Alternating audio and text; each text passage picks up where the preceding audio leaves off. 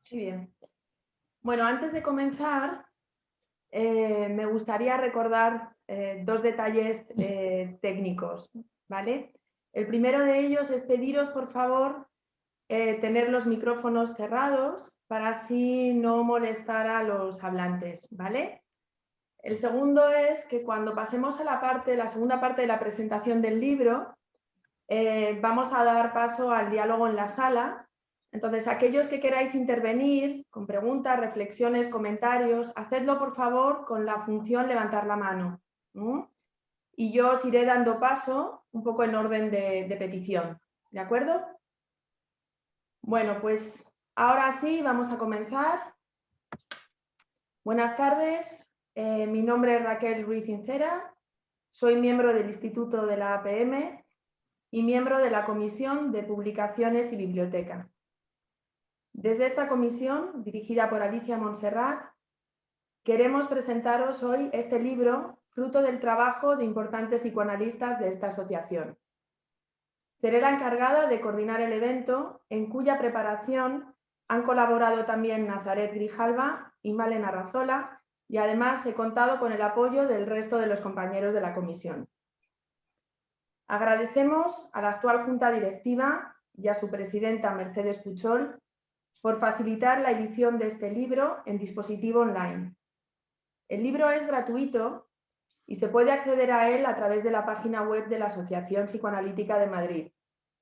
A continuación, y para aclararnos específicamente cómo realizar el acceso al mismo, voy a dar la palabra a Teresa Aguilar, que es miembro de la Junta Directiva y coordinadora de la página web. Teresa, cuando quieras, por favor, para poder explicarnos. Bueno, hola, buenas tardes a todos.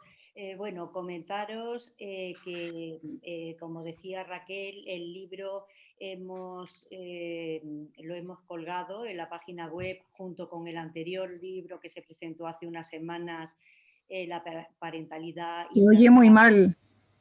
¿Sí? ¿Se oye mal? Ahora mejor. Sí. Bueno, pues lo que quería comentaros simplemente es que el libro, como dice Raquel, está en la APM, en la web de la APM. Es fácil acceder a él porque según entráis en la página web, picáis en publicaciones, hemos creado una pestaña específicamente para estos dos libros de momento y se llaman libros APM abiertos.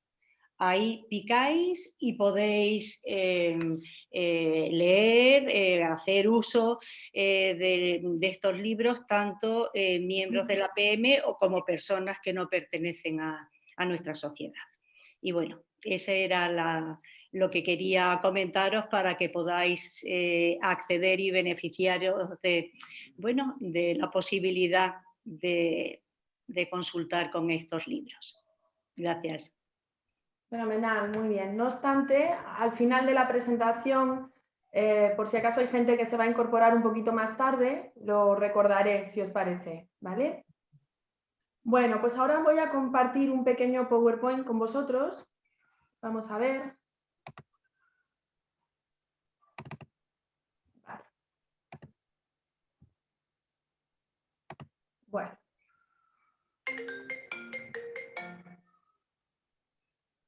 ¿Lo veis bien, verdad? Sí. Vale. Bueno, pues este libro, El psicoanálisis y su vínculo con la pedagogía, nace de la compilación, como decía antes, de los trabajos presentados por diferentes psicoanalistas dentro del curso Pedagogía y Psicoanálisis, organizado por el CACI, el Centro de Atención, Consulta e Investigación de la Asociación Psicoanalítica de Madrid, y que fue llevado a cabo entre octubre y diciembre del 2012. Milagro Martín era en aquel momento, el año 2012, la coordinadora de la Comisión de Publicaciones y partió de ella la idea de recopilar estos trabajos para su publicación. Afortunadamente, y a pesar del tiempo transcurrido, esto ha sido posible y se le ha dado forma a través del libro que hoy os presentamos. El volumen recoge el trabajo y las reflexiones de 10 psicoanalistas. 2 de ellos hoy lamentablemente fallecidos. Francisco Martí, a quien recordamos también en la presentación del libro La parentalidad interrogada, realizada el pasado 12 de febrero, y Paula Mas. A ambos y a sus familias presentes hoy aquí, queremos dedicar esta presentación como pequeño homenaje en su memoria. La prologuista del libro es Marisa Muñoz, psicoanalista, miembro titular de la APM con función didáctica, y los autores son los siguientes: Sabina Luriz, psicoanalista y miembro titular con función didáctica, que presentó un trabajo titulado El placer y el riesgo de pensar, los trastornos de pensamiento. Milagros Cid, médico psiquiatra, miembro titular de la APM con función didáctica, que presentó el trabajo sobre las bases de la autoridad, indulgencia y privación.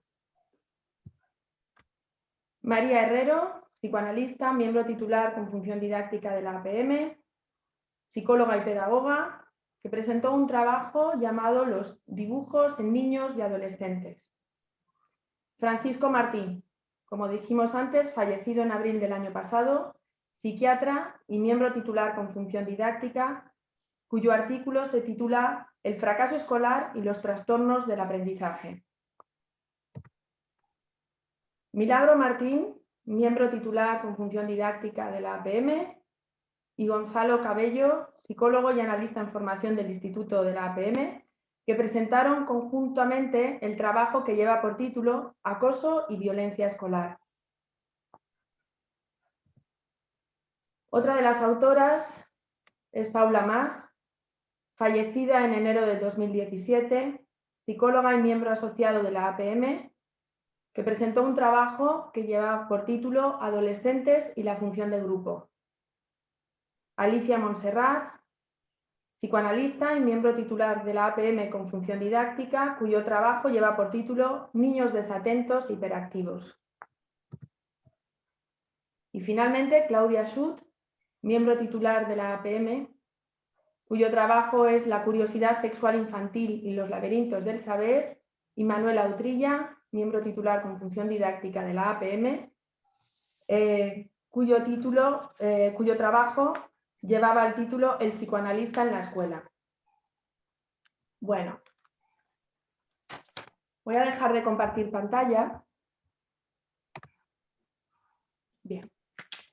Bueno, como veis, el libro recorre temáticas fundamentales e interesantes, planteamientos que tienen como objetivo acercarse a la pedagogía desde el prisma del psicoanálisis y a la complejidad que dicha vinculación supone. Los autores nos plantean importantes cuestiones sobre el desarrollo del sujeto humano desde una perspectiva intrasubjetiva e intersubjetiva, temáticas que nos invitan a reflexionar y debatir. Mientras leía este libro, cayó en mis manos un artículo de la Revista Española de Pedagogía, escrito por Ángel Casado y Juana Sánchez Gay, en el que analizan el papel dado a la educación en la obra de la filósofa y ensayista española María Zambrano. Encontré en él la idea de Zambrano sobre la educación, y cito textualmente a los autores: la educación, proceso mediador abierto al desenvolvimiento pleno de la persona como miembro de una comunidad.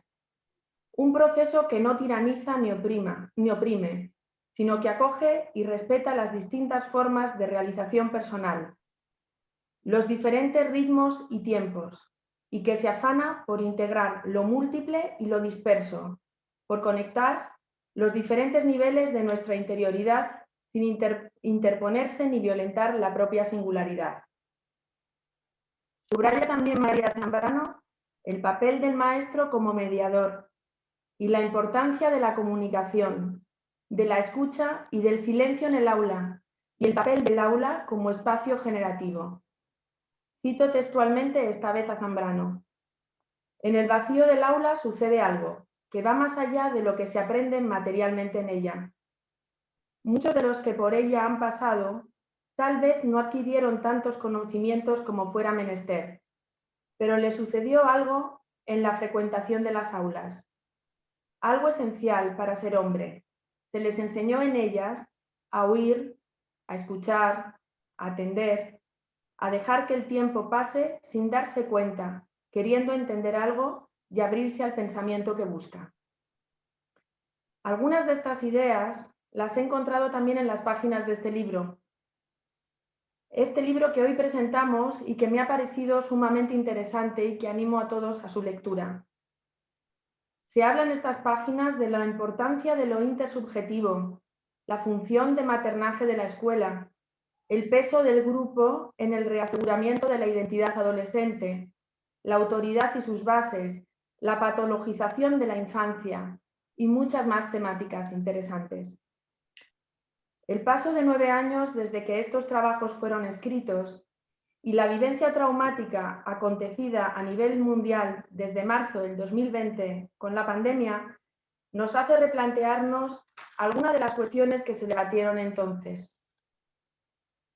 Algunas ideas siguen estando muy vigentes, pero otras han de ser repensadas y debatidas a la luz de la realidad que se ha colado en todos los ámbitos de la existencia humana y en todas las instituciones, y por supuesto en la escuela y los hogares. Teniendo presente, eso sí, que de alguna manera las crisis no tienen únicamente un matiz negativo, sino que son la prueba de que la historia no es estatismo, sino proceso y cambio, y el hombre es un ser en tránsito, en evolución. Dicho esto, a modo de introducción, quisiera ahora no robar más tiempo a los conferenciantes y voy a dar la palabra ahora a Alicia Montserrat, que es directora de la Comisión de Publicaciones y Biblioteca, y que nos va a decir unas palabras. Adelante, Alicia, cuando quieras. Sí, gracias, Raquel. Solo quería comentarles una cuestión, bueno, continuando con lo de Raquel, es que nosotros cada presentación de libro nos parece una celebración, ¿no? Es un momento de mucha alegría y a pesar de, digamos, que puede costar, pero nosotros disfrutamos y queremos que esto sea también un espacio científico de disfrutar en cuanto a esta presentación.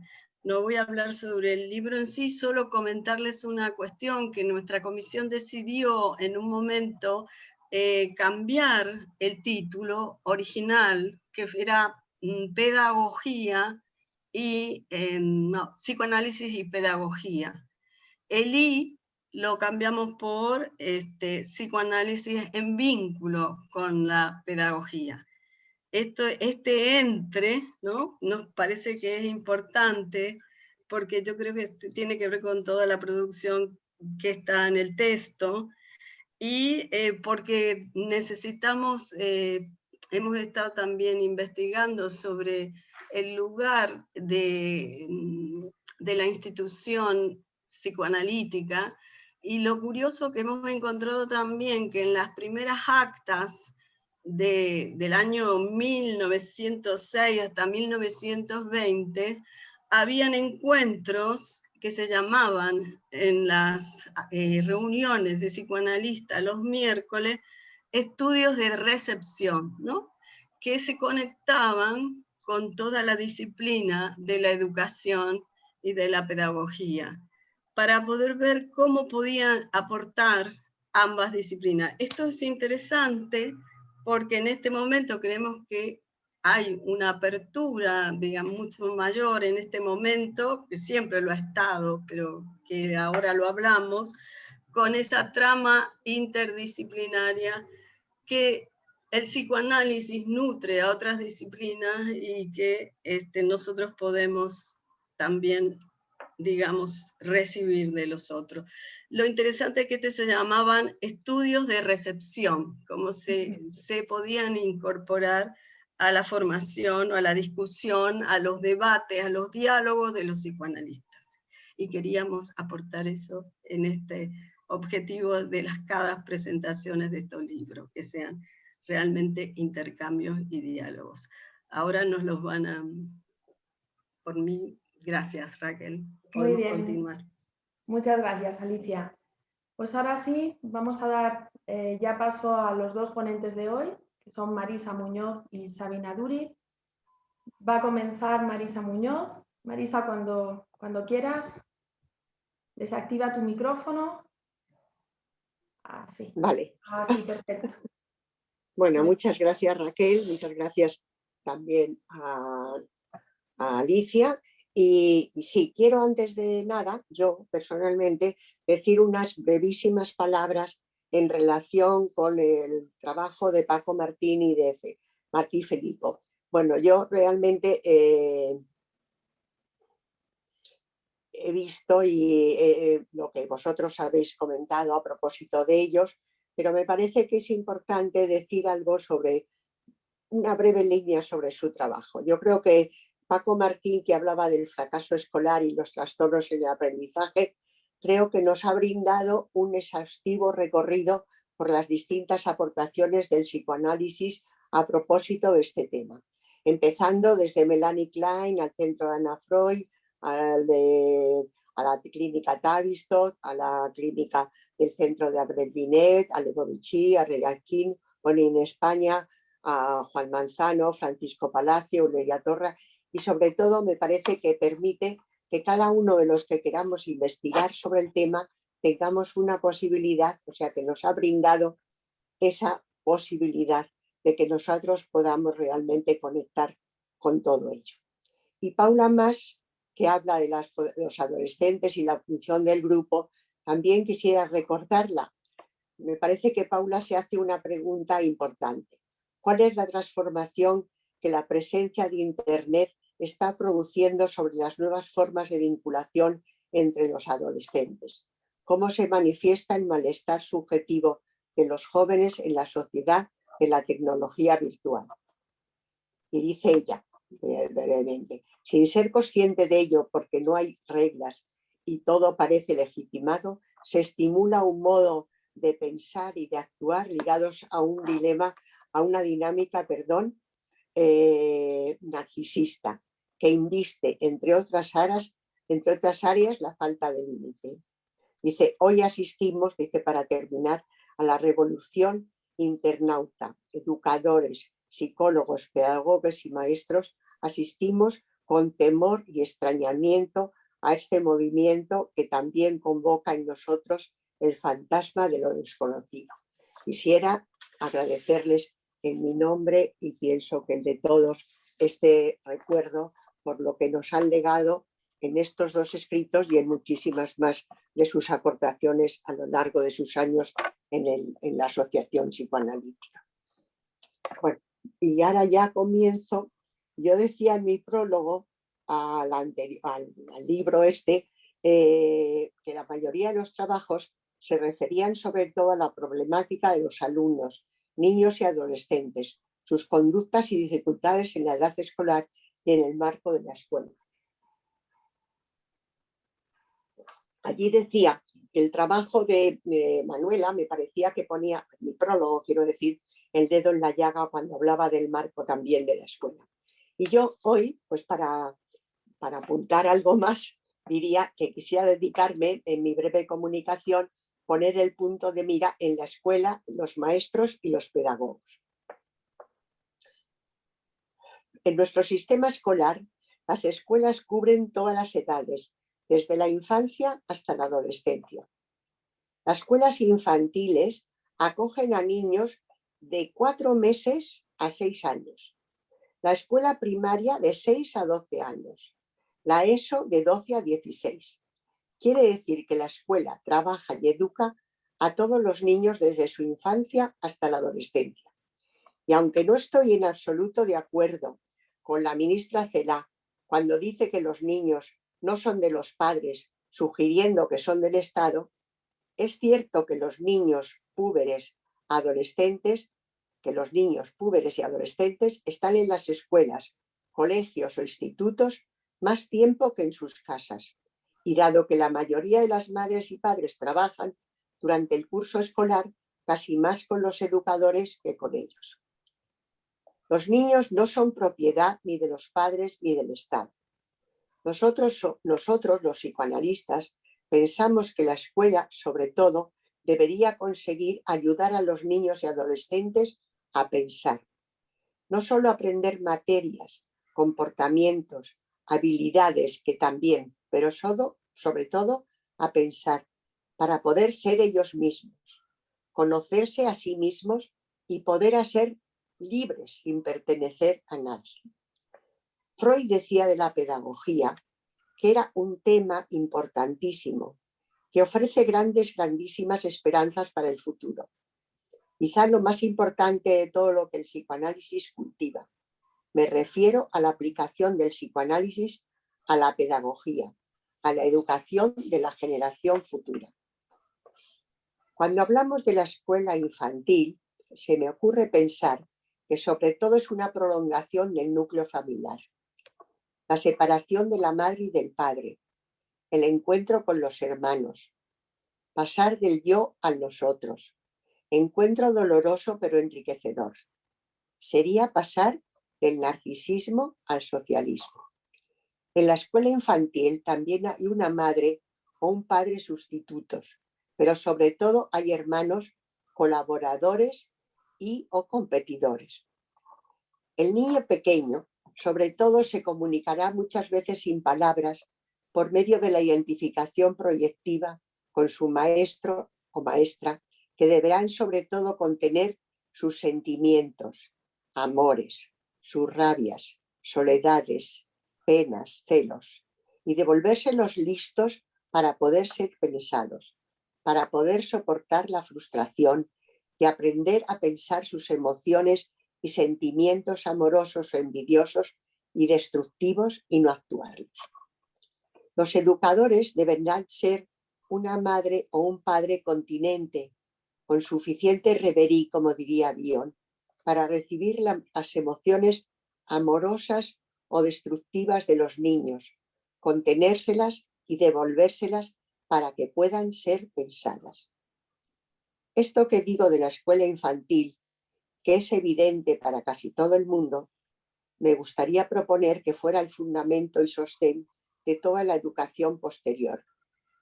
Porque pienso y creo que a través de todas las materias, lo más importante y el punto común a todas ellas es que los alumnos aprendan a pensar, no a repetir fórmulas, cortar y pegar informaciones de Internet, sino a pensar. Emilio Lledó, retomando a Kant, decía: no se aprende filosofía, se aprende a filosofar. Entonces él dice: no se deben enseñar pensamientos, sino enseñar a pensar. Parece que pensar es lo más importante de nuestro ser. Ya Descartes lo ponía en la base de su filosofía. Pienso, luego existo. Los maestros y profesores serán para los alumnos los sustitutos de los padres. Dice Freud, objeto de amor y odio, de crítica y de veneración. Combatimos con ellos como estamos habituados a hacerlos con nuestros padres.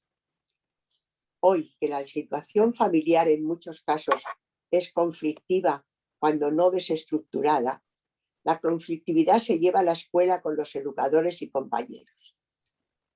¿Están los educadores preparados para poder contenerla y poder desactivarla? ¿O más bien se sienten impotentes, cuando no víctimas de sus alumnos? Hoy la profesión de enseñantes tiene las mayores bajas por depresión. Freud, en su tiempo en que la conflictividad en las escuelas no tenía nada que ver con la situación actual, ya decía que la única preparación adecuada para el oficio de pedagogo es una formación psicoanalítica profunda. Me preocupa que hoy también las escuelas estén ideologizadas al servicio de distintas ideologías, fantasías o seducciones, la homosexualidad infantil, el cambio de sexo, el cambio de lenguaje, la eliminación de lo masculino, la mayor valoración de un género sobre otro, la falta de una profunda reflexión e investigación sobre la sexualidad infantil y adolescente, sobre lo que denominan diferencia entre sexo y género que puedan disociarse, todo aquello que cada ser infantil, puber y adolescente deberá aprender y decidir por sí mismo. En libertad, y tratando de conocerse a sí mismo. Si piensa y la escuela le ha enseñado a pensar libremente, podrá encontrar el camino para reconocerlo.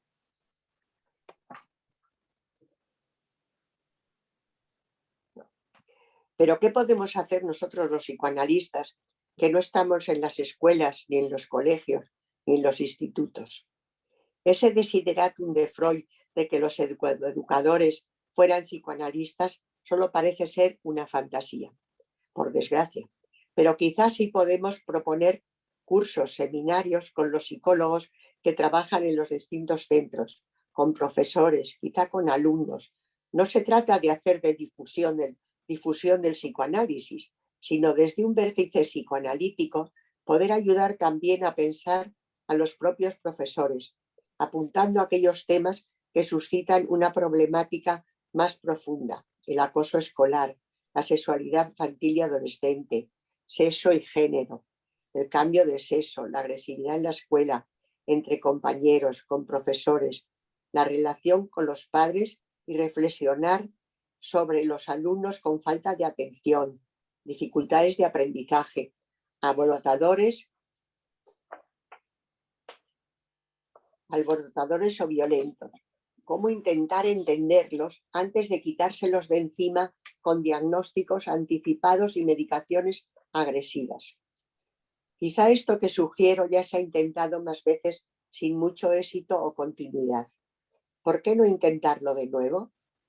Hacer una especie de experiencia piloto con alguien que esté especialmente interesado, motivado y con esperanza.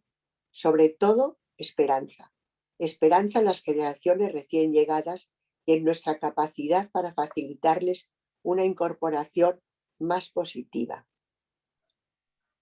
Pienso que los maestros de escuelas primarias podrán ser los más propicios a estos grupos de reflexión, pero también sería importante intentarlo con los profesores de los colegios o institutos con alumnos púberes o adolescentes. Podríamos conseguir que los profesores tomaran conciencia de la importancia de su tarea, no reconocida suficientemente ni por la sociedad, ni por los alumnos, ni por sus padres. ¿Qué ha pasado en este año de pandemia en que durante varios meses los colegios han permanecido cerrados? Los alumnos podían tener clases online, pero ¿qué ha supuesto esto para la mayoría? Prescindir de sus profesores, sus compañeros, tener a los padres como maestros, sin poder derivar sus amores y odios sobre otros adultos, sin tener un espacio propio, separado de la familia, una habitación propia, que diría Virginia Woolf, y no entrar en un juego masturbatorio con sus ordenadores y teléfonos móviles. ¿Y qué ha supuesto para los maestros y profesores? ¿Un alivio, más trabajo, una castración de su trabajo que se ha quedado solo reducido a editar las lecciones y no convivir ni educar a sus alumnos? ¿Qué problemas ha suscitado en unos y en otros? Sería otro de los tantos temas sobre los que poder reflexionar.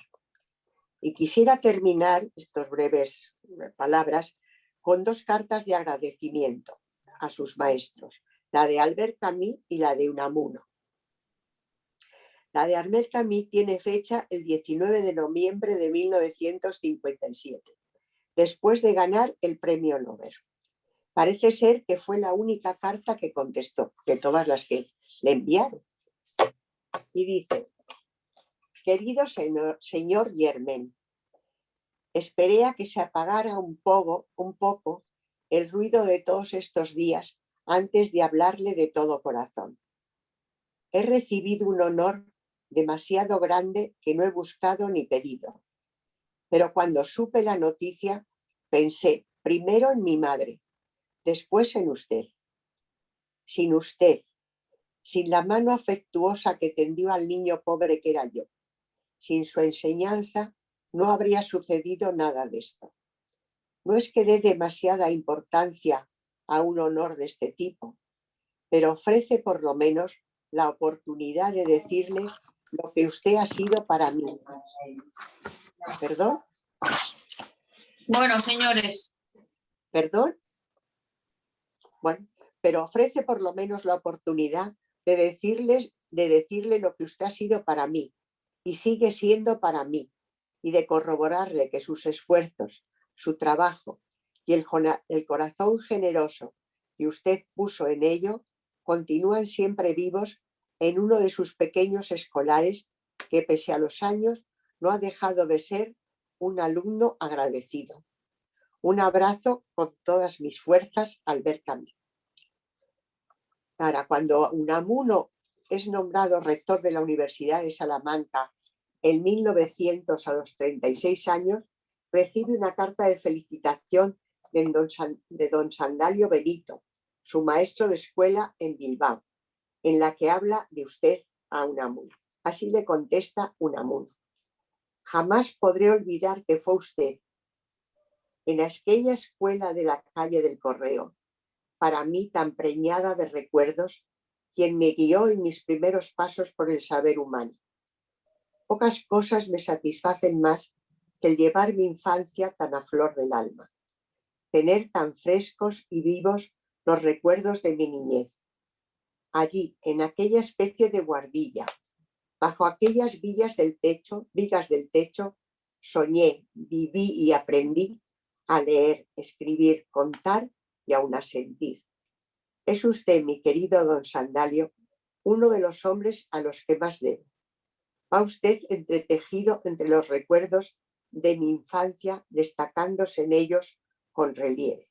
Bueno, aquí hago una serie, quiero decir que me salto una serie de cosas y digo: en todas estas peregrinaciones por el campo del pensamiento y de la vida, sí, jamás he olvidado a un Bochito, a Biol, a Bilbao, a mi don Sandalio.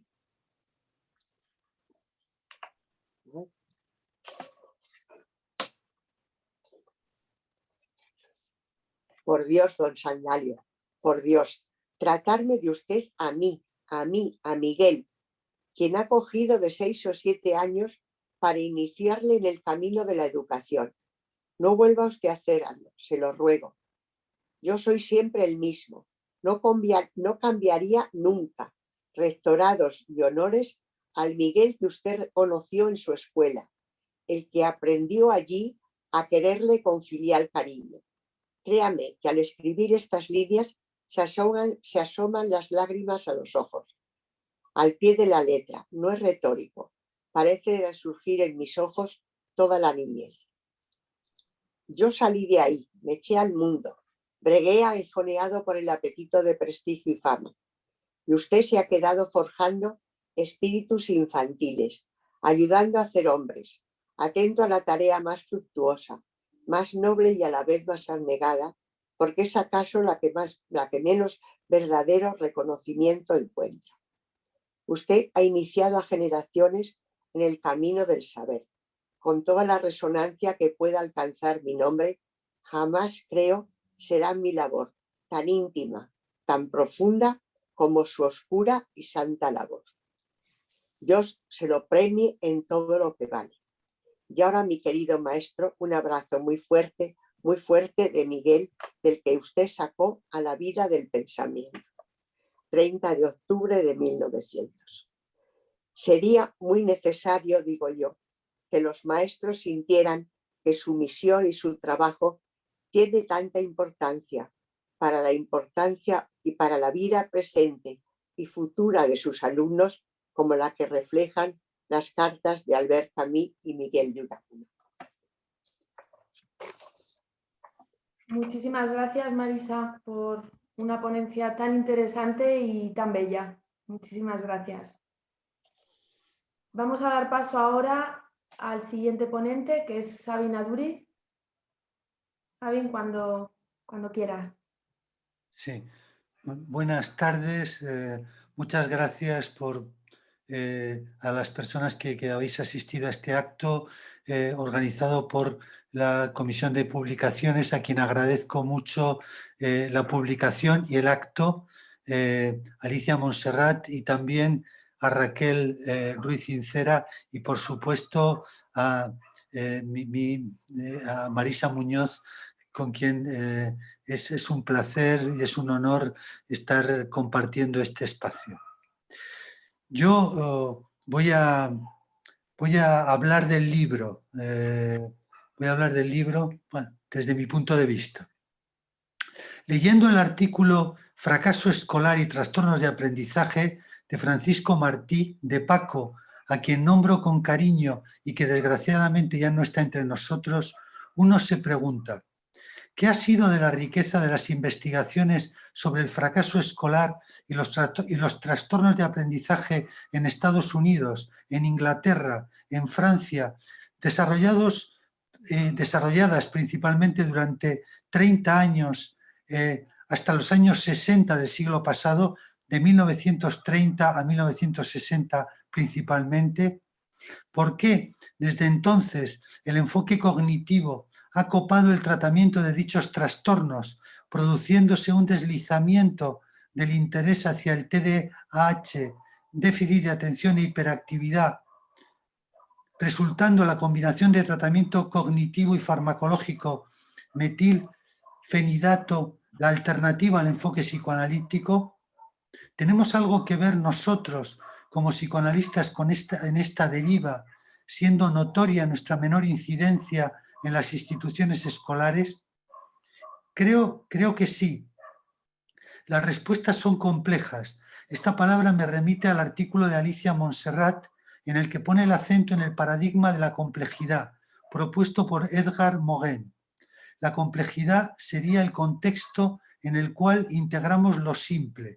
Postula Alicia Montserrat la co-creación entre las disciplinas de instrumentos que permitan abordajes interdisciplinarios. Considero que nos ha podido faltar una visión más compleja que nos permitiera trabajar como analistas en las instituciones educativas. Manuela Utrilla se pregunta en su texto ¿qué hace un psicoanalista en la escuela? Responde que la aplicación de conocimientos psicoanalíticos debe ser muy cuidadosa, fuera del encuadre y del tratamiento analítico en las consultas. Ha de plantearse cómo, en qué circunstancias y con qué finalidades y medios poner en práctica nuestros conocimientos. Creo que hemos estado encerrados en nuestro espléndido aislamiento, perpetuando una perspectiva endogenista que no nos ha permitido articular lo intrapsíquico con lo intersubjetivo. Y hemos desestimado la dimensión de lo grupal, que es el contexto fundamental del aprendizaje, no el único. Ha existido una huida de la conceptualización de lo institucional y una formación en las instituciones analíticas que no ha sido capaz de integrar este trabajo. Desde hace ya un tiempo, el expresidente de la IPA, Stefano Bolognini, viene defendiendo atender al cuarto eje que él denomina el eje de lo institucional en las instituciones analíticas, y en la IPA y en la Institución Psicoanalítica Internacional se postula ahora la importancia del trabajo en la comunidad. Esto, en tiempos de pandemia, cobra una relevancia fundamental. Si rastreamos las diferentes e interesantes contribuciones de los autores de este libro, podemos despejar algunos conceptos fundamentales de cara al vínculo entre psicoanálisis y pedagogía. Además, podemos encontrar algunos ejemplos muy elocuentes de un encuentro creativo entre dichas disciplinas. Comencemos por los conceptos. Milagros Cid aporta al libro un trabajo sobre las bases de la autoridad, indulgencia y privación, en el que lleva a cabo una elaboración fundamental sobre el concepto de autoridad. Dicho concepto está en la base del aprendizaje y del deseo de aprender, puesto que ambos suponen una cierta asimetría y una aceptación de la alteridad, poder recibir algo que no se tiene del otro que sí lo tiene. La aceptación del don que implica la transmisión del conocimiento, de la cultura y de los valores está reñido con la omnipotencia narcisista.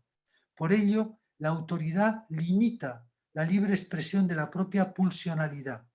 El principio de autoridad está cimentado en la prohibición del incesto y del parricidio. La función paterna, internalizada por la madre y por el padre o sus sustitutos, está ligada al mencionado principio de autoridad e instaura el lazo social, fundado no por la sangre, sino por la palabra, en palabras de Milagros. María Herrero afirma que dibujar está situado en el área del jugar, del espacio creativo, espacio intermediario entre el mundo interno y el externo, según Winnicott. El ámbito escolar puede ser un claro exponente de este espacio intermediario. Dibujar, en tanto actividad de representación, permite crear un espacio de comunicación y de simbolización de lo traumático, una transformación de los sentimientos en algo que puede ser conocido por el otro.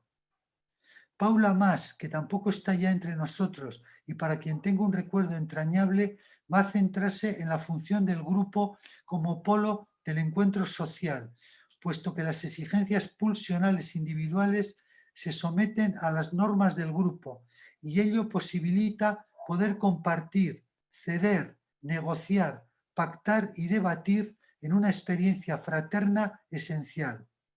El grupo, como espacio transicional, pensemos en el grupo clase, se sitúa entre la familia y la sociedad adulta, cumpliendo una función de ensayo social. Al permitir elaborar la rivalidad, los celos, la competencia fraterna, sirve de apuntalamiento frente a situaciones familiares disfuncionales. Paula opone el grupo como polo del encuentro social con la tendencia del narcisismo que llevaría al desligamiento del otro, a la ruptura del lazo social. Paula denuncia la idealización del sujeto mismo, en tanto individualismo puro, la obsesión en el propio bienestar centrado en el cuerpo, el olvido del sentido histórico y de los valores sociales e institucionales, el debilitamiento de la autoridad y del lazo social, la desactivación de lo colectivo y la exacerbación del narcisismo como expresiones del malestar de la cultura actual. La angustia estaría ligada más al vacío y a la inconsistencia que al sentimiento de culpa. La fijación a una lógica de la sensorialidad implicaría una descomplejización psíquica. Todo esto nos interroga, nos provoca a pensar, no nos puede resultar indiferente. Para Paula, las nuevas tecnologías, aunque pueden alejar del contacto con la realidad, también pueden facilitar y estimular la organización de nuevos modos de lazo social, por ejemplo, el blog. Claudia Sut, en su texto sobre la curiosidad sexual infantil y los laberintos del saber, aborda el rol del conocimiento de cara a facilitar el desarrollo de las capacidades de simbolización y de sublimación. Destaca la función de la creencia ligada a la ilusión, Winnicott, y señala el valor esencial de atender a las inquietudes internas que transmiten los niños y los adolescentes a través de lo que dicen, pero también de lo que no pueden decir, de cómo juegan, de cuál es su actitud y su relación con los otros. Mi aportación al libro que he titulado El placer y el riesgo de pensar, inspirándome en Pierre Olagnier, enfatiza el valor del pensamiento, siguiendo a Freud, Klein, Bion, Isabel Luzuriaga y Silvia Bleismar. Pongo el acento en el valor del pensamiento del alumno en el marco de la relación educativa. ¿Cómo piensa? ¿Cómo procesa lo que le es propuesto por el profesor? ¿Cómo se equivoca? El valor de la revisión del examen como contraste entre lo esperado y lo encontrado, pero también en la importancia de la escucha del profesor de lo que escuchó y pensó el alumno. En el seno de la relación educativa pueden escenificarse ciertos vínculos que pueden ser acicate u obstáculo para el aprendizaje. Milagros Cid también despliega en su texto algunas vicisitudes de la relación dialéctica entre el sujeto y el otro que ejerce la autoridad, destacando los mensajes paradójicos que se pueden producir en dicha relación.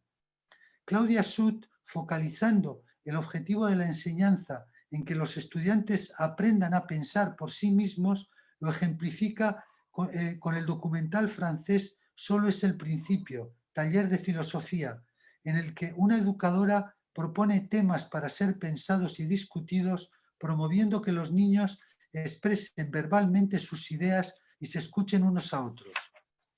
Considero a la relación educativa como el marco en el que se produce la transmisión de conocimientos por parte del profesor y el aprendizaje por parte del alumno.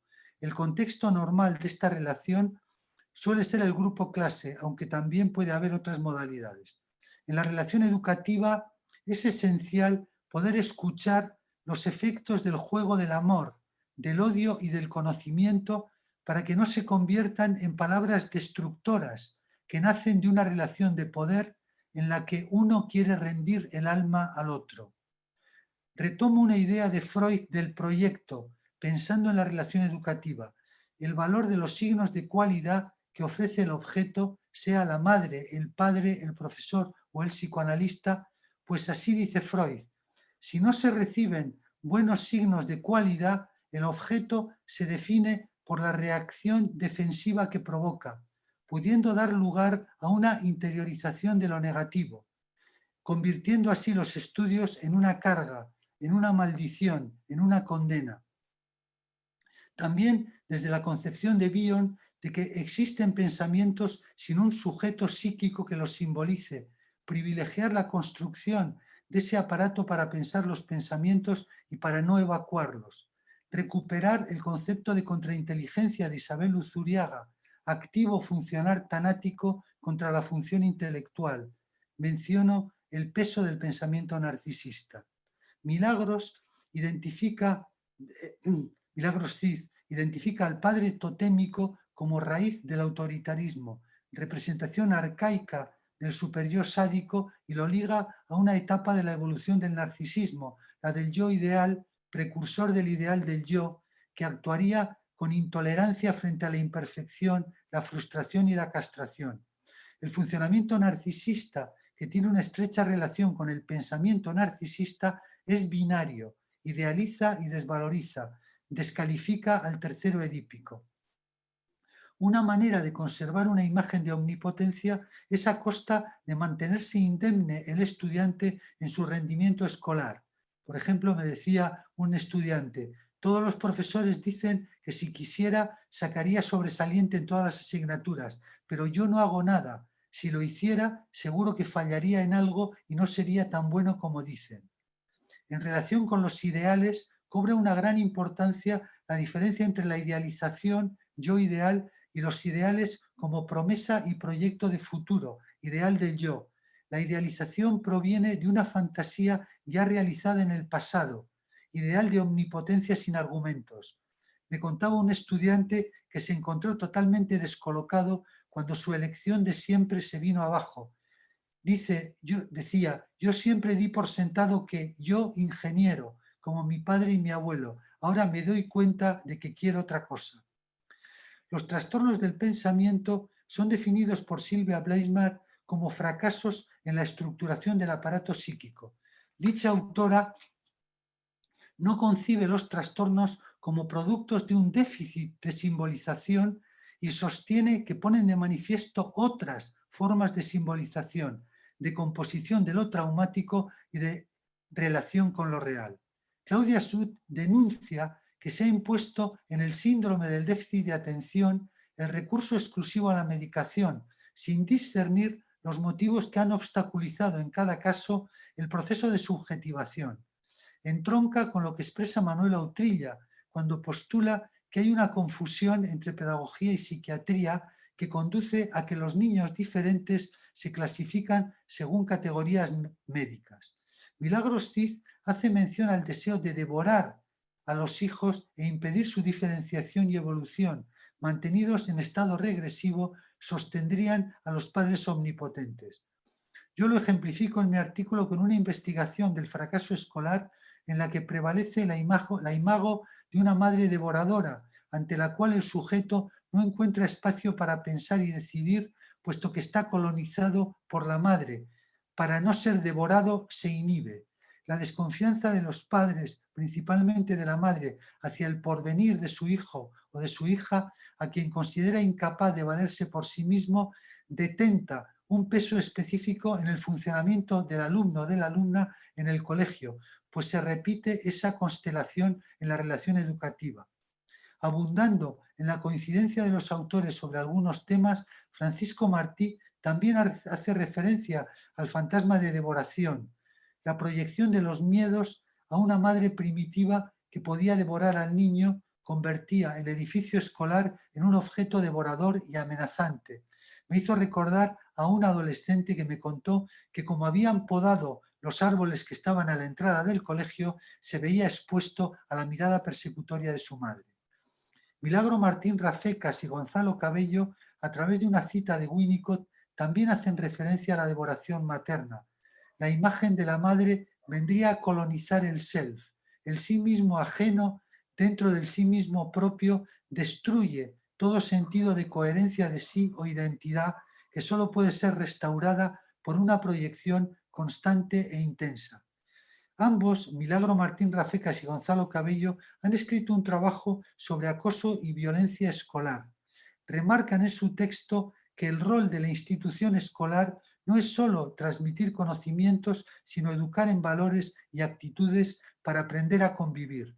Al enfocar el problema real del acoso escolar, instrumentado hoy a través de las nuevas tecnologías, denominado ciberbullying, ciberacoso o sexting, que significa producción de imágenes propias de alto contenido erótico o pornográfico enviado al ordenador o al móvil, se centran en las motivaciones y consecuencias psíquicas de la violencia, tanto para la víctima como para el acosador, y sin olvidar la importancia del grupo de iguales, principalmente en la adolescencia. Milagro y Gonzalo señalan como problema fundamental de la violencia la desligazón entre lo destructivo y lo amoroso. Subrayan la labor esencial de contención y metabolización de la violencia en la escuela, postulando que la cuestión no es eliminar las inclinaciones agresivas, sino que la solución vendría de establecer vínculos, ligazones de sentimientos e identificaciones, ya que ninguna pulsión, ni las eróticas ni las destructivas, debe actuar a sus anchas, desunidas, sino en una aleación, en una mezcla fecunda. Para terminar, en cuanto al encuentro creativo entre psicoanálisis y pedagogía, deseo referiros dos ejemplos entre muchos otros presentes en el libro. Milagro Martín Rafecas y Gonzalo Cabello exponen un modelo de intervención sobre el acoso a una niña dentro de lo que denominan, con una bella expresión, el desarrollo en la comunidad educativa de una cultura de la escucha institucional. El trabajo con los padres, con los profesores y tutores, con los alumnos y con los agentes del Cuerpo Nacional de Policía trata de deslegitimar el uso de la violencia como fórmula para la resolución de conflictos. Resulta relevante que en el caso presentado el orientador le dice a la niña que ella también había pretendido aislar a una niña, a una compañera por la que se podía sentir desplazada en el vínculo que mantenía con una amiga íntima. La intervención continuó, pero ya estaba sembrada la semilla para evitar la condena de esta niña al victimismo. Para finalizar, Manuela Utrilla expone un ejemplo esclarecedor de un trabajo vincular entre el psicoanálisis y la pedagogía realizado en Bélgica. Una niña española a quien llama María se encerraba cada vez más en su mundo, creando incluso reacciones agresivas en sus compañeras a las que ella respondía. La maestra lo vivía como un círculo vicioso que no podía modificar porque María no la escuchaba, se retraía cada vez más y sus compañeros la ninguneaban. Pero en su relato, la maestra aportó a los psicoanalistas, entiendo que a Manuela principalmente entre ellos, otros índices que se podían trabajar. Cuando algo nuevo se producía en clase, María se mostraba curiosa. Un día la maestra recibió una carta y no sabiendo su contenido la abrió un momento en que los niños hacían un ejercicio. María se la quedó mirando extrañada. Otro día un niño ocultó unos papeles y de nuevo María salió de su mutismo pidiéndole que no lo enseñara a nadie, como ella hacía con sus dibujos.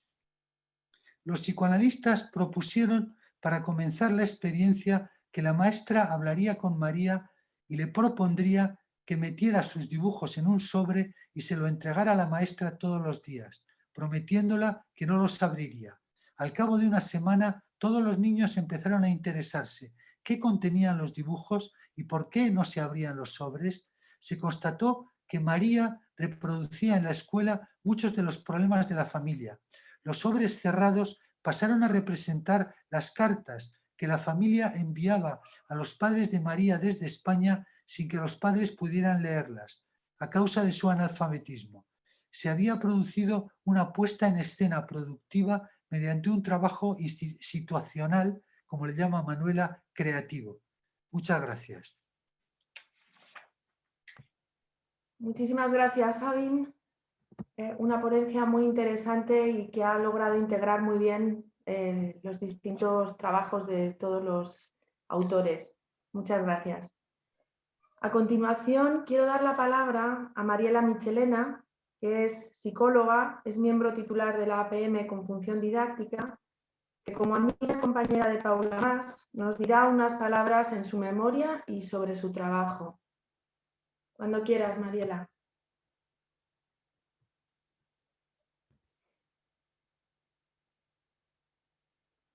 Sí, tienes que quitar... Tienes silenciado el micrófono, Mariela. Vamos a ver si yo ¿Ya? desde aquí te lo... Ahora, Mariela. Sí. Okay.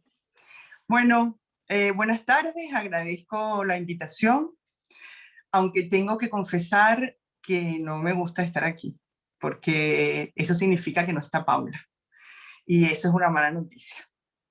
Mientras que preparaba esta intervención, me topé con una hermosa historia que narra Irene Vallejo en su libro El infinito en un junco.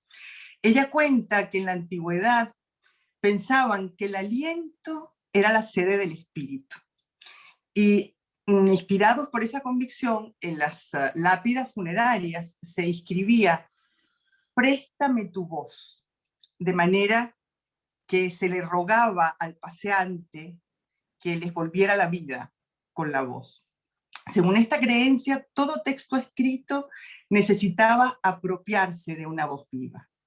Pensaban, y leo literalmente, que cuando un lector prestaba su voz a un texto, en ese mismo momento su laringe era invadida por el aliento del escritor ausente, que de esta forma revivía y hablaba a través de él. Me encantaría pensar que esto es verdad y que esta tarde el aliento de Paula va a acompañar mi voz. Vamos a intentarlo.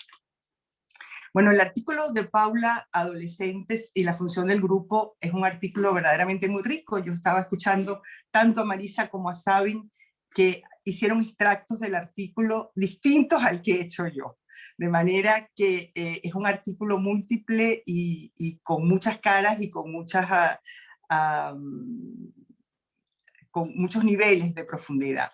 Paula nos introduce en la importancia que tiene el grupo en el pasaje del adolescente del yo al nosotros, entre el narcisismo y la intersubjetividad, entre la inmediatez y la capacidad de espera, y enfatiza en el papel del grupo en la regulación de la economía narcisista, desde el yo ideal al ideal del yo.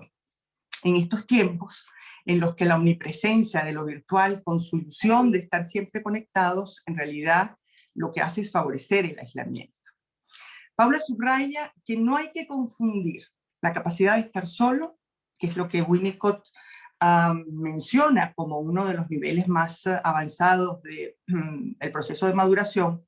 No hay que confundir esa capacidad de estar solo con el aislamiento.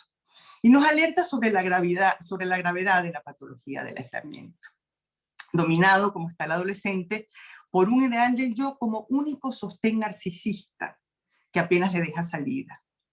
En su artículo, Paula hace hincapié en la importancia del grupo de pares para evitar el aislamiento. El adolescente habría de recurrir al contacto directo con el grupo de iguales, que en este caso funcionaría como una especie de aparato psíquico auxiliar. Sabemos que la labor del aparato psíquico, el verdadero, digamos, el propiamente dicho, es la de ligar pulsiones. En el caso de este aparato psíquico auxiliar, además de ligar pulsiones, estaría destinado a crear vínculos y a generar espacios que permitan el pasaje de lo puramente endogámico familiar a una especie de práctica o de ensayo general del mundo adulto. Con este fin, Paula nos ofrece un listado de encuentros privilegiados y estilos de grupos que protegerían al adolescente del aislamiento. No sé si los recuerdan, los campamentos, la granja escuela, los conciertos de fin de semana, los viajes de fin de curso. ¿Les suena?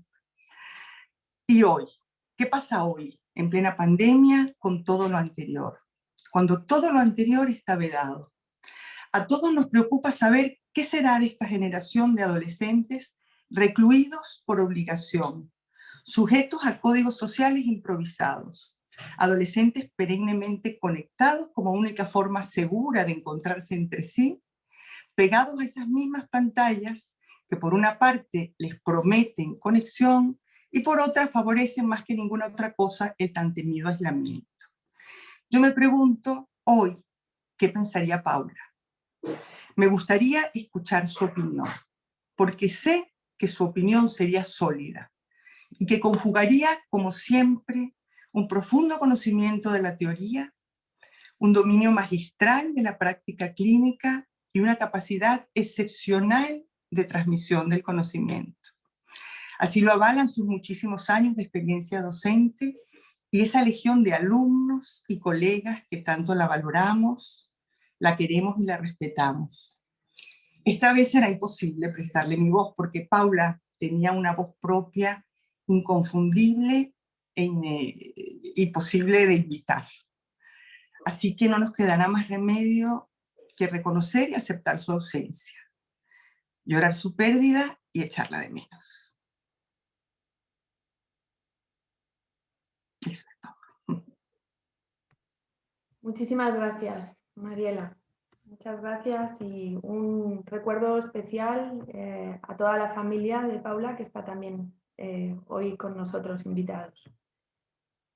Bueno, ahora sí vamos a dar paso al debate en la sala, invitando en primer lugar a aquellos autores que quieran participar y por supuesto al resto del público. Vuelvo a recordar que para intervenir debéis de utilizar la función levantar la mano en vuestro dispositivo y yo os iré dando paso. Tenemos ya una mano levantada, es Daniel Betancor. Daniel, adelante. Hola, buenas noches. Gracias, Raquel. Y gracias a la Comisión de Publicaciones por la calidad de la organización del acto. Yo creo que se va profesionalizando la organización de actos a través de Zoom y es muy de agradecer lo agradable y lo bonito del formato. También gracias a Marisa y a Sabin por sus aportaciones y sus presentaciones, y yo escuchando he tenido como 3 reflexiones que quería aportar para compartirlas y ver si también generan algún tipo de discusión o de respuesta. Una primera sería la experiencia en la coordinación con educadores, fundamentalmente con maestros, orientadores y tutores en la escuela. Me viene a la cabeza 2 palabras fundamentalmente, y ha sido el encontrarme en ellos angustia y desconcierto.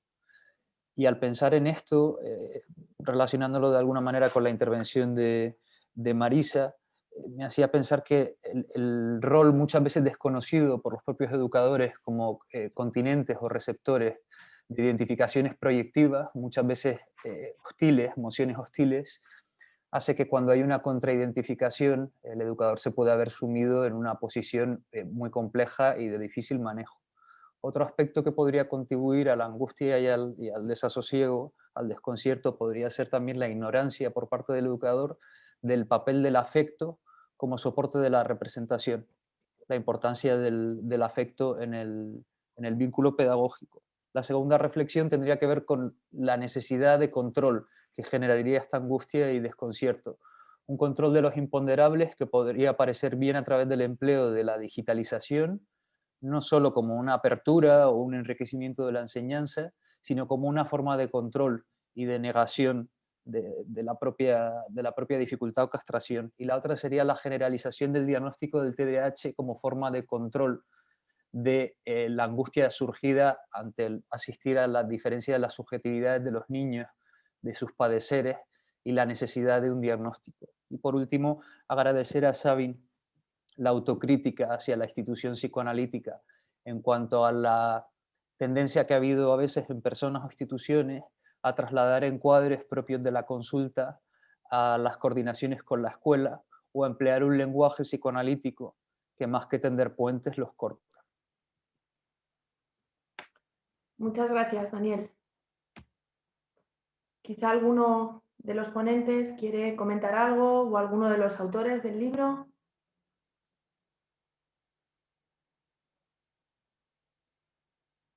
Quizá podemos la palabra a alguien más. Si no, yo contestaría, pero por si me extiendo un poco, porque a lo que ha dicho Daniel me podría extender un poco y por eso prefiero que a lo mejor haya alguien más. De momento, Si hay alguien más y si no, contesto. De momento, Marisa, no hay más manos levantadas, no, de momento no hay petición de palabra todavía, o sea que si quieres Bueno, pues comentar. entonces te comento, Daniel. Bueno, que me ha parecido muy interesante lo que comentas. Primero de todo quiero comentarte que yo creo que hace mucho que no sé si sé seguro que quiero decir que el Ministerio de Educación no sé si valora suficientemente a los maestros, a los profesores, que realmente son los que están sosteniendo todo el aprendizaje en las escuelas y en los institutos.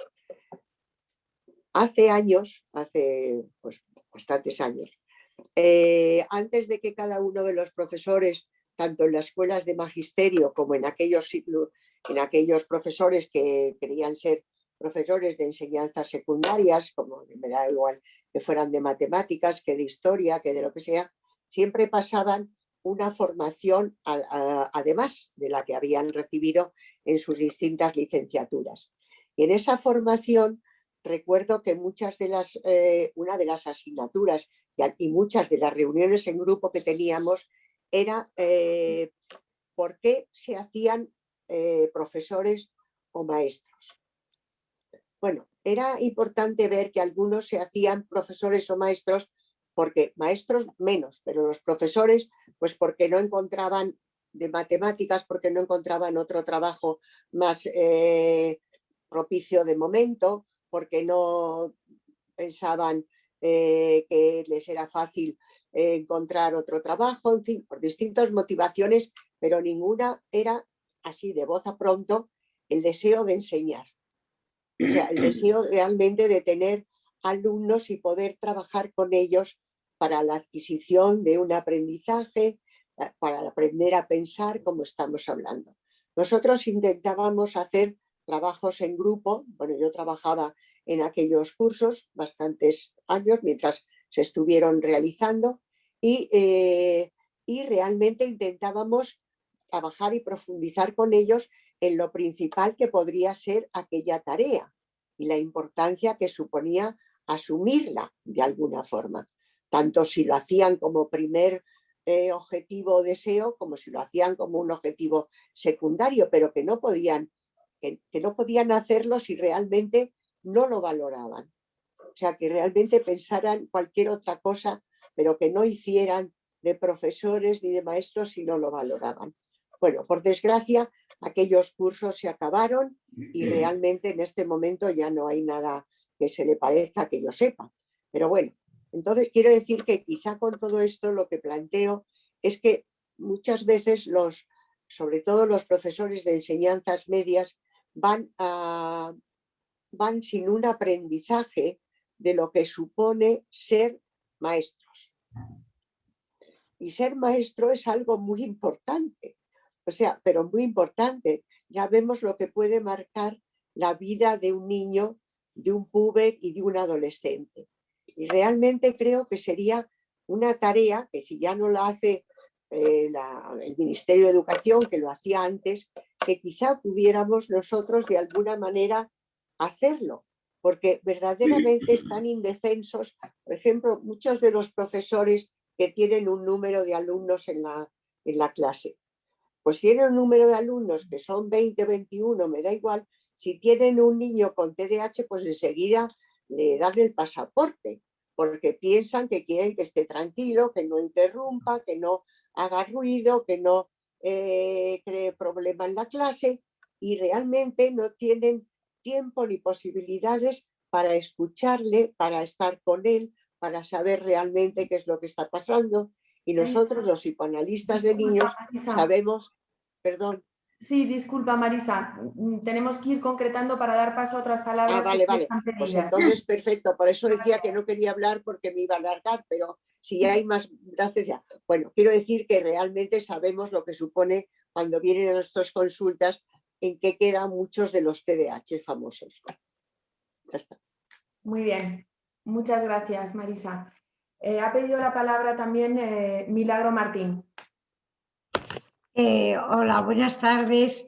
Lo que más me importa, voy a concretar muy poquito, porque la verdad es que al que le voy a dar la palabra sobre mi tiempo es a Gonzalo.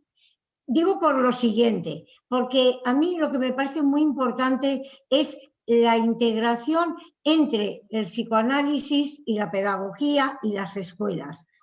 Yo hace muchos años tuve mucha experiencia en relación con escuelas, sobre todo con el momento que hubo en España de integración de niños especiales en las escuelas normales. Sé que todavía se sigue habiendo, pero yo estoy más alejada de la escuela. Sé que realmente los orientadores son lo que echabais de menos, como aquellas personas que podían hacer de enlace entre la pedagogía y tener una cierta especialización más de psicología.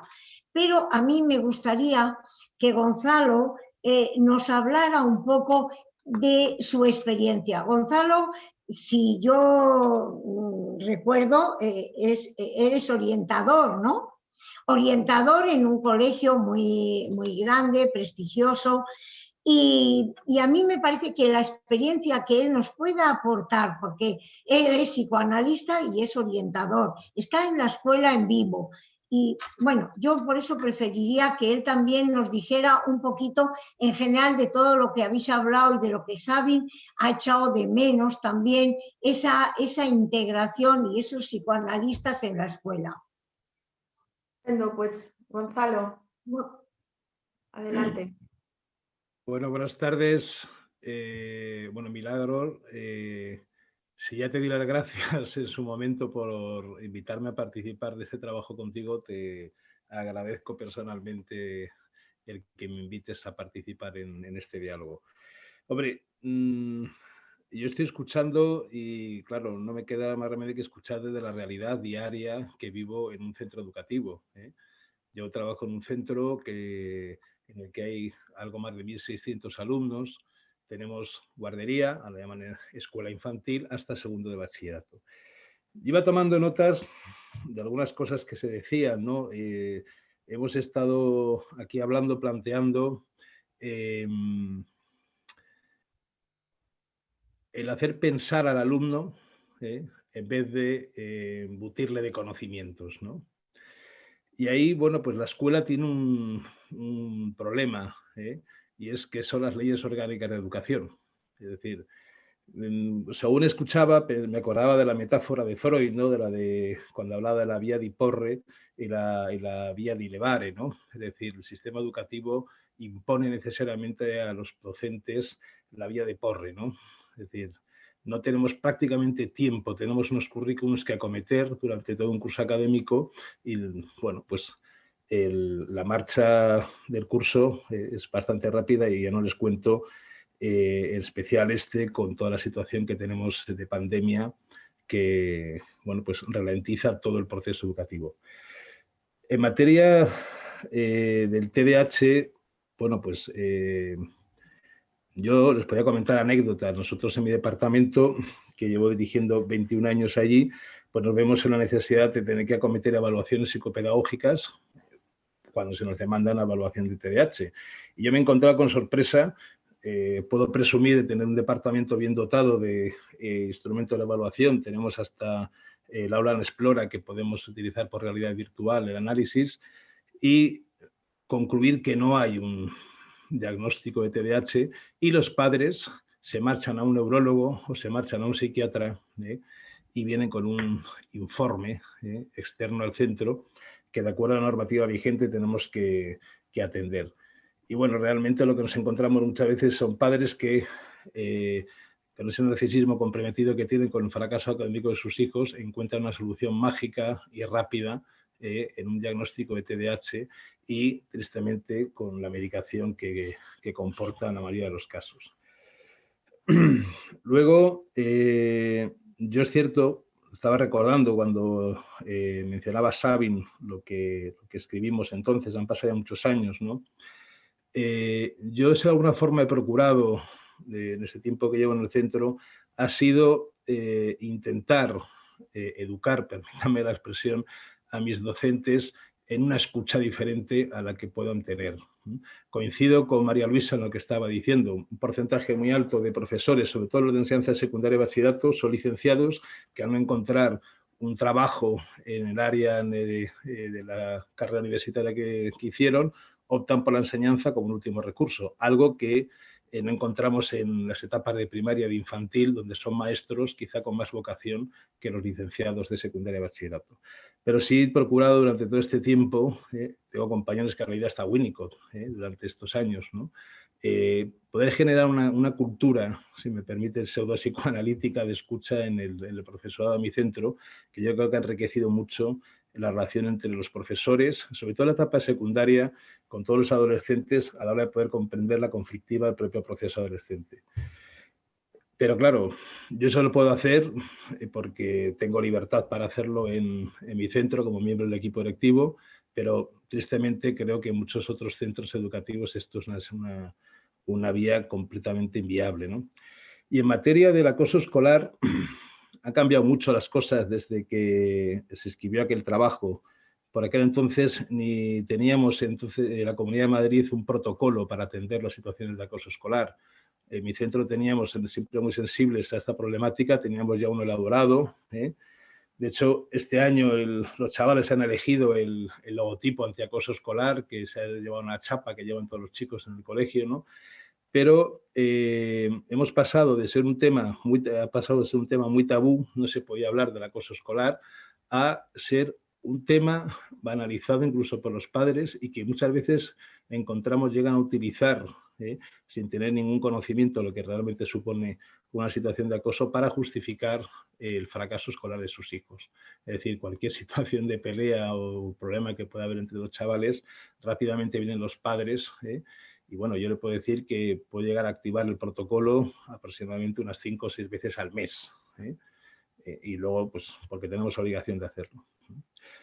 Bueno, pues un poco esto es la experiencia, pero de luego que la clave aquí, por lo menos en mi trabajo, ha sido durante estos años ir poquito a poco con ese claustro y aprovechando sobre todo la renovación del mismo con gente joven que viene con otros aires, porque de verdad que la gente, con todo mi respeto a los antiguos docentes, no querían participar de ese trabajo. Bueno. Muchísimas gracias, Gonzalo. Tu aportación, que nos contacta tanto con la realidad en vuestro día a día, aporta muchísimo. A continuación voy a dar la palabra a Manuela Utrilla, que la había pedido, por favor. Sí, yo quería... ¿Se me oye bien? Sí.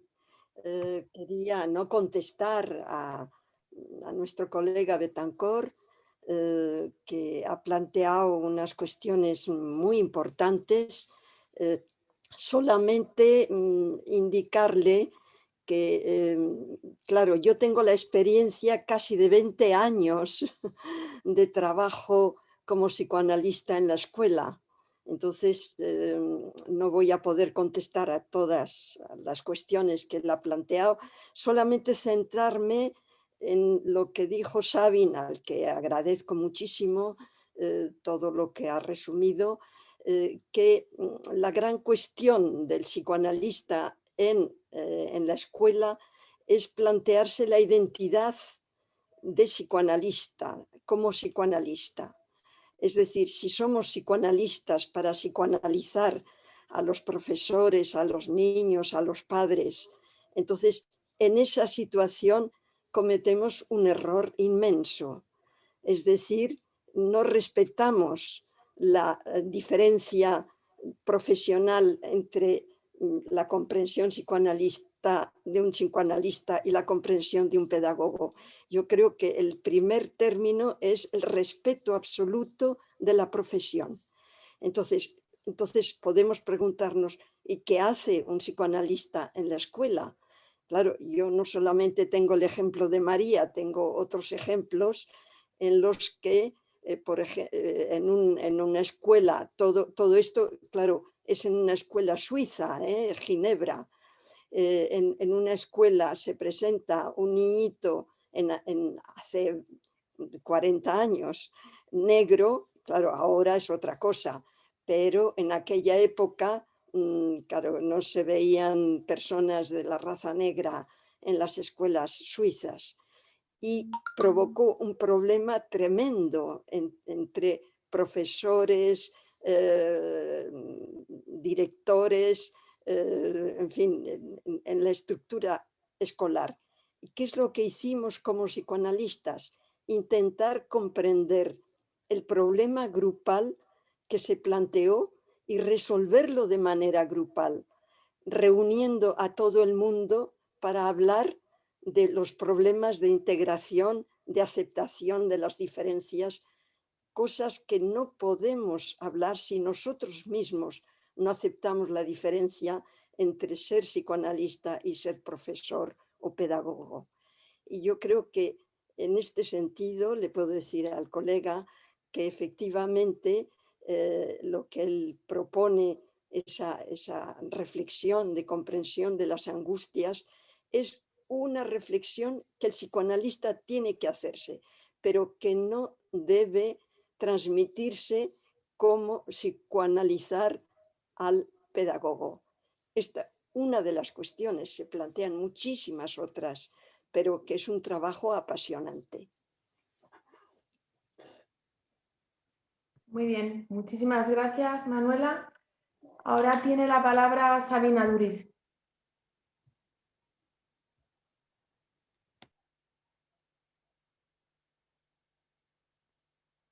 Sabin, tienes que conectar el micrófono.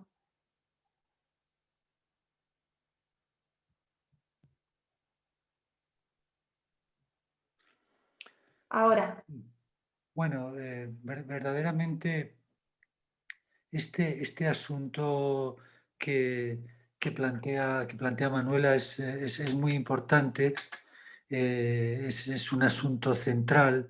O sea, yo me acuerdo en los tiempos en que estuve trabajando en el colegio en que precisamente por el error de alguna manera querer aplicar el método psicoanalítico al trabajo con los alumnos, o sea, lo que dice Manuela, sin psicoanalizar a los alumnos de una manera un poco particular, pero me di cuenta de que se podían crear situaciones transferenciales irresolubles, por ejemplo. Entonces, quiero decir, este asunto es muy importante y lo que dice Manuela de poder respetar el espacio pedagógico, darle un lugar al espacio pedagógico es condición sine qua non para poder trabajar ahí, ¿no? Entonces yo creo que bueno, ese es un asunto muy, muy candente y que merece la pena reflexionar. Lo que decía Daniel de, pues eso, ¿no? De errores como ir con nuestra jerga, en fin, pretender ser más listos que los demás. Verdaderamente yo creo que Alicia plantea una cuestión muy importante, ¿no?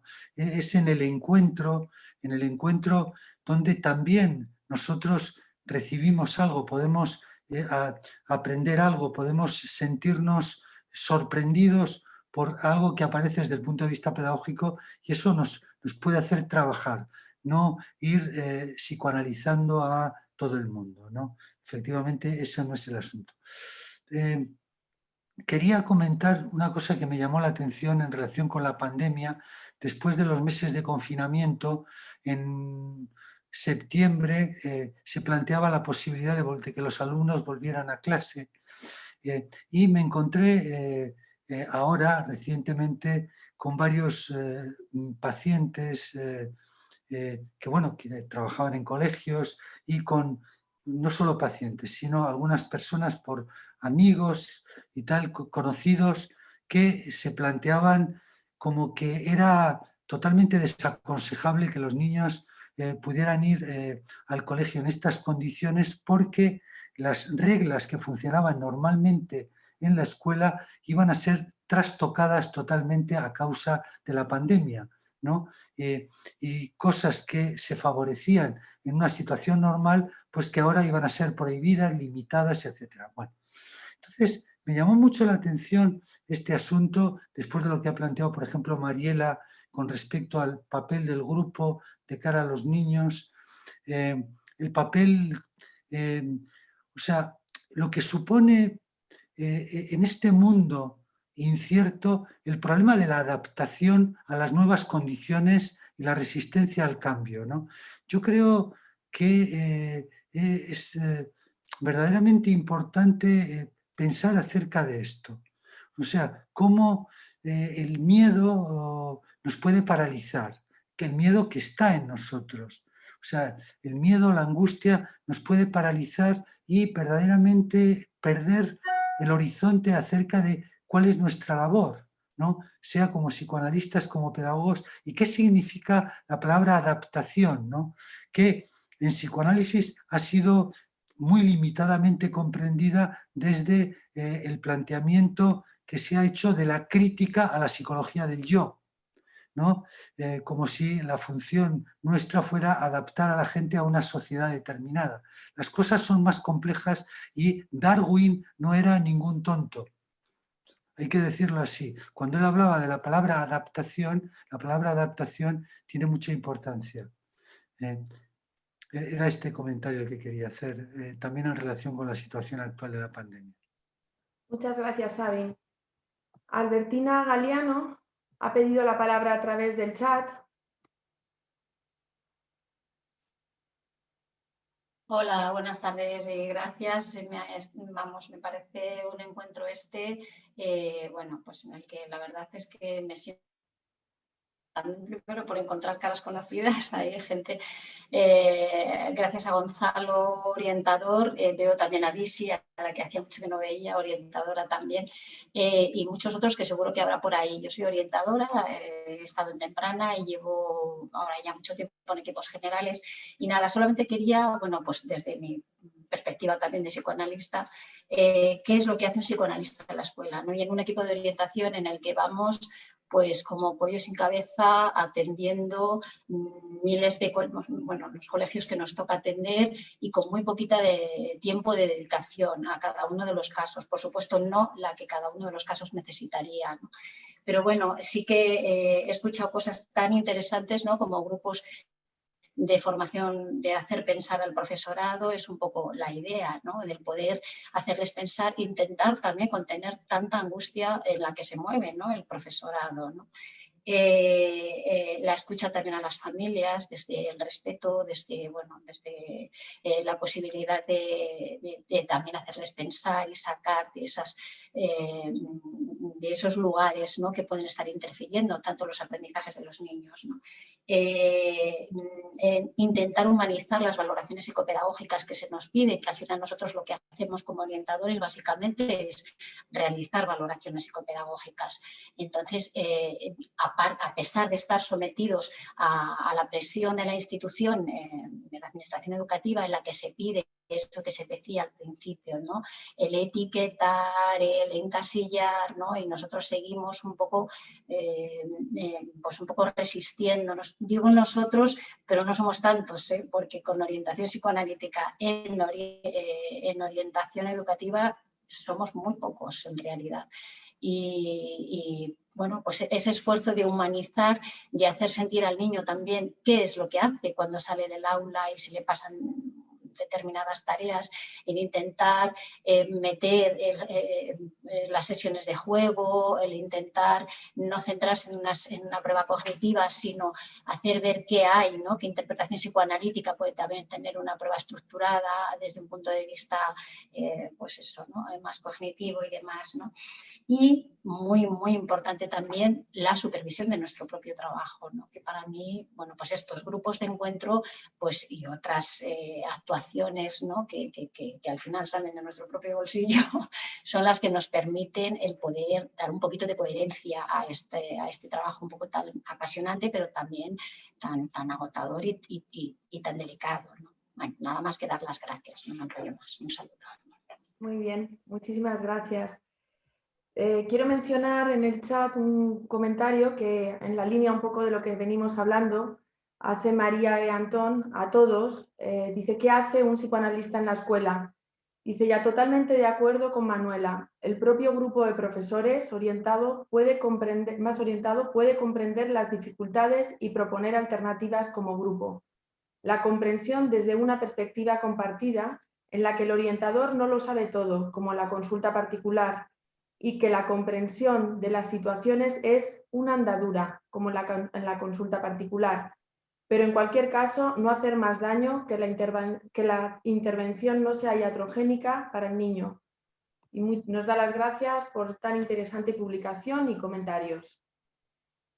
A continuación, voy a dar la palabra a Mercedes Puchol, que la había pedido ya hacía un ratito. Muchas gracias.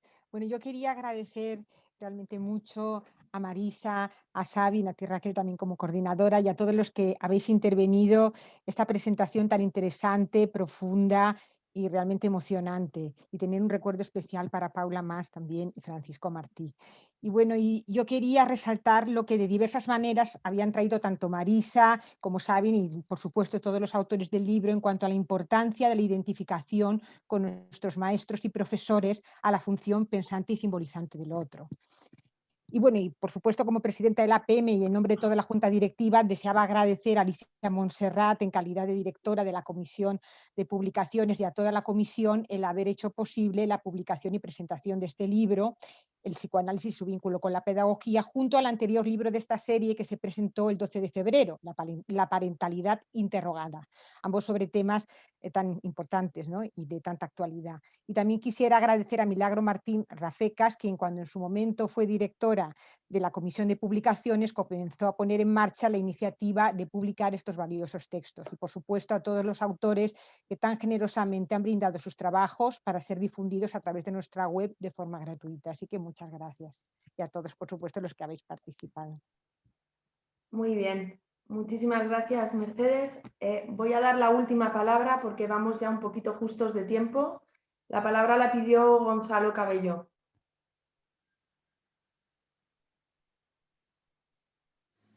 Sí, hola de nuevo. Yo quería, bueno, sumarme a los comentarios de Manuela, ¿no? Yo, una frase que escuché cuando tendría la edad que tiene mi hijo ahora mismo, un adolescente, ¿no?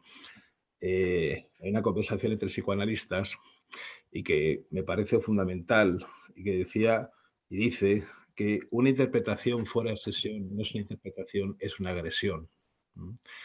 Coincido, Manuela, completamente contigo. Yo creo que mi labor en el centro no está ni para interpretar a los profesores ni para interpretar a los alumnos, ¿no?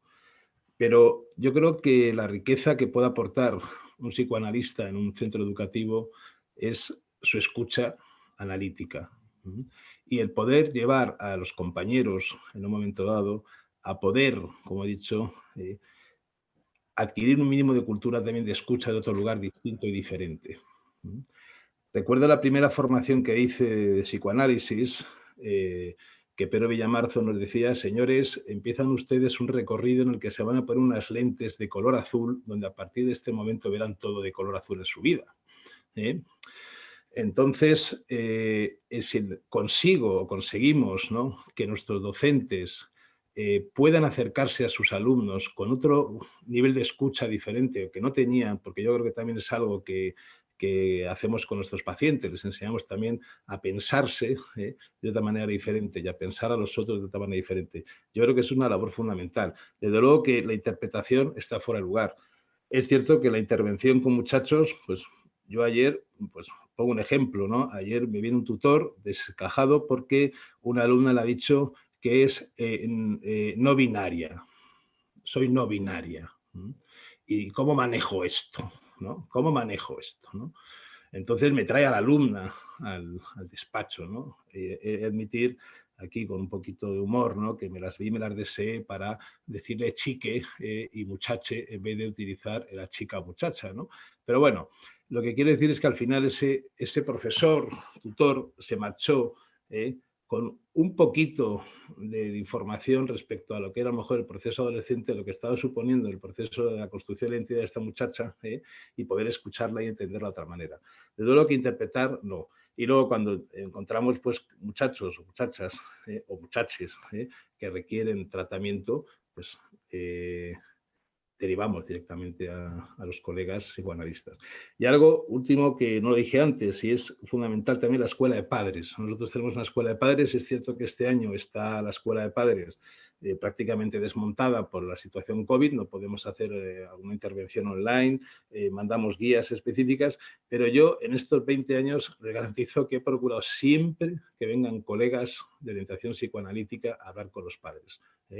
Y sobre todo invitándoles desde esas palabras que me enseñó Rafael Cruz Roche, que decía que a veces a los pacientes hay que hablarles en lenguaje de Portera, Román Paladino, para que no se entiendan, algo que yo felicito a Mariela, que está por ahí, porque la he escuchado una vez y creo que es una mujer que llega con esa profundidad, pedir a nuestros compañeros que con esos padres que no tienen ni idea, pues también podamos inducirles la cultura y el pensamiento psicoanalítico desde la escuela. Gracias. Muy bien, muchas gracias. Nos queda una pregunta más. Tendría que ser muy breve porque verdaderamente ya vamos muy justos. Entonces, María y Carmen Arcones, si quieres hacer brevemente tu pregunta.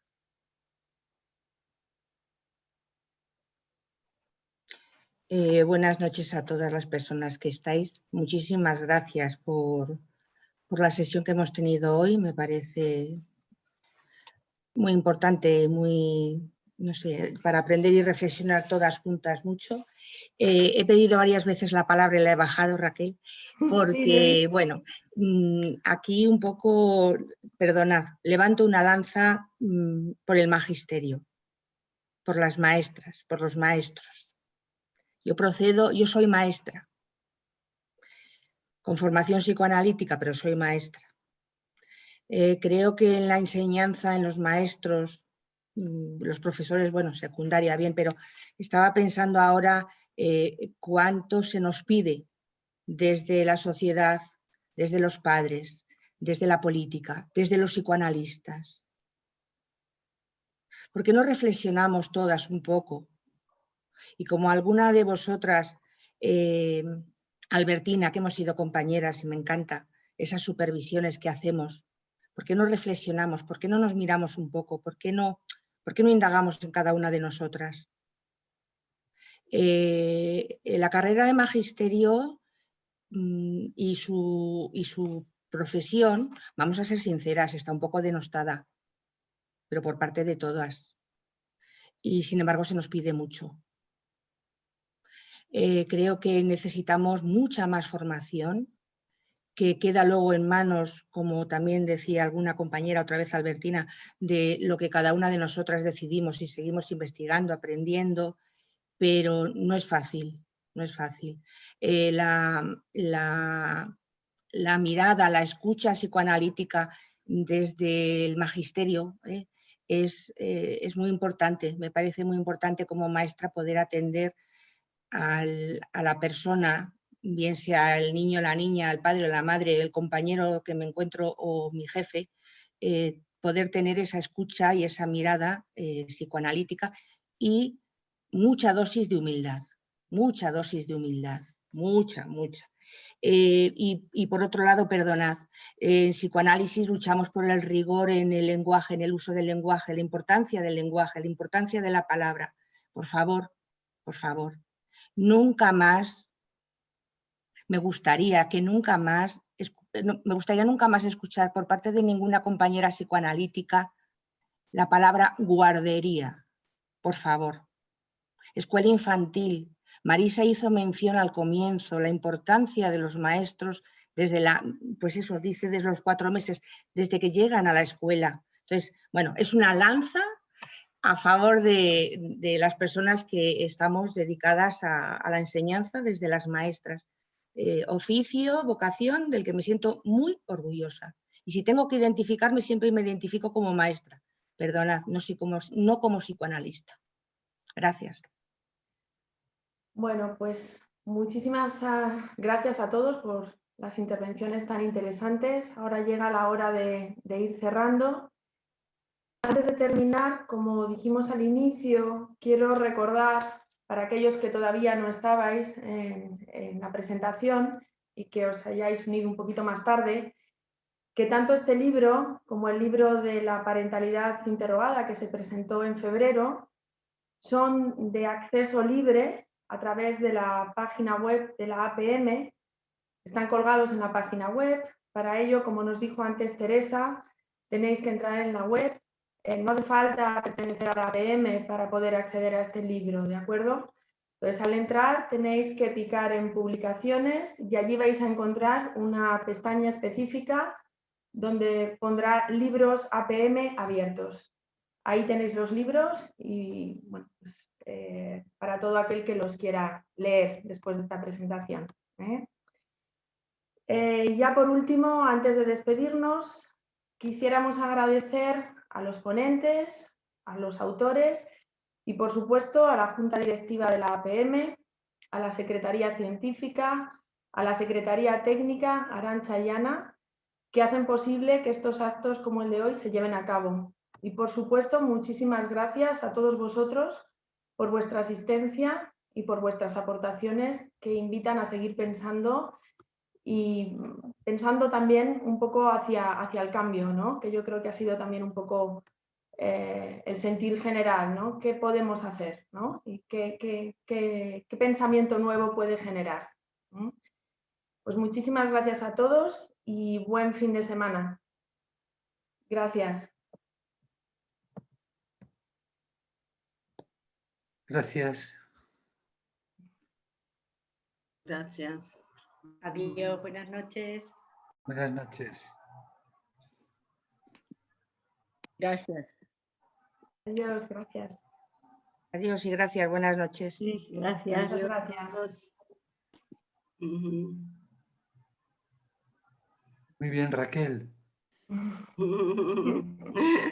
Excelente, Raquel. Alicia también. No, excelente. A todo el grupo, Sabin, Manuela, hay gente, a ver.